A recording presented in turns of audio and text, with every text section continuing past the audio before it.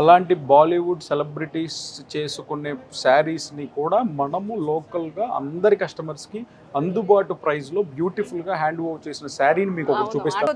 So మీరు సింపుల్గా ఒకటి చెప్తాను, ఇది చూస్తే ఒక్కసారి అక్కడ లాంగ్ షాట్ లో చూస్తే దీన్ని ఏమనుకుంటాం అంటే ఒక ప్రింట్, డిజిటల్ ప్రింట్, మీ ఫోటో తీసుకుని ప్రింట్ చేసి వచ్చింది. అంత కళా నైపుణ్యం మన కళాకారుల దగ్గర, నేతదారుల దగ్గర ఉంది అంటే నమ్ముతామా? ఇప్పటికీ అదే మగ్గం మీద నేర్చిన శారీ ఇది. అంటే దీని దాదాపు ఒక 5,000 హుక్స్ ఉంటాయండి.